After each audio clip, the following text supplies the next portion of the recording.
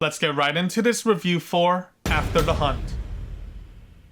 Alright, so this film is directed by Luca Guadagnino, who was also the director at the helm for Challengers last year. This film stars Julia Roberts, Andrew Garfield, and Ayo Edebiri as the prominent leads. To begin, I have to say I was pleasantly surprised with the acting showcased in many of the segments throughout the acts. The spotlight for me was Andrew Garfield in this screenplay. I thought he had some incredible segments to shine bright within his character here. But yeah, props to everyone in the ensemble. They easily allowed me to immerse into this fictional world being established through and through. Now that I watched the film in its entirety, what did I think about the cinematic package here? I thought it was a pretty decent time. To start off with the positives, I thoroughly enjoyed the cinematography, especially when it came to the use of close-ups, which I found to be highly effective within many of the pivotal segments. There are some great uses of close-ups to really get under your skin and put pressure on the drama being showcased through the dialogue and the actors themselves. So again, kudos to everyone involved on set who helped these sets come to life in and out of the scene. Another positive were the execution of some of the drama segment. There are several moments of clever dialogue that had me immersed in certain scenarios. For example, the scene at the Indian restaurant with Andrew Garfield and Julia Roberts was brilliant. Now, I can't say all of the segments within each act played out effectively in a positive manner, but there are definitely some golden moments sprinkled throughout the acts to enjoy here in its entirety. As for the negatives, this was kind of a convoluted viewing experience. At times, I thought the focus was oddly offbeat, and the main conclusion in itself didn't warrant a ton of satisfaction on my end. To add to that, the way the story wraps up doesn't do so in a traditional sense,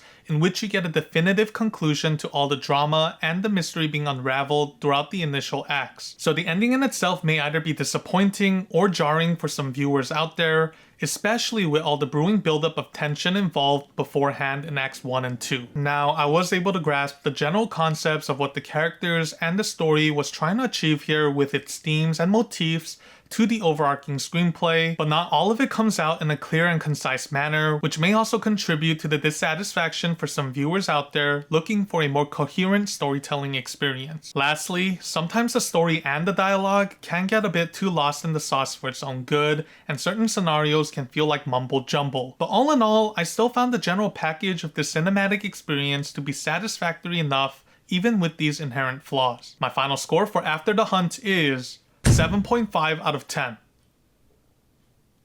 This was a solid one-time watch viewing experience for me. It was a bit of a slog to get through at times, and there were moments I didn't entirely connect with the narrative direction and perspective, but the great acting, some golden moments of drama, and the heavy-hitting themes involved helped me to find a level of satisfaction by the end, even with the inherent flaws to this cinematic package. Anyways, since we're checking this review out, I'll have more coming out next week, so stay tuned for that. Like and subscribe if you haven't done so, and I shall see you on my next upload. Until then, stay safe out there, and peace.